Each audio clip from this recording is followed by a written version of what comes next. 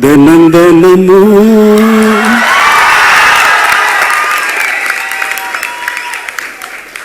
ஏன் நினைப்பு வளைக்கிறதே என்ன துளைக்கிறதே.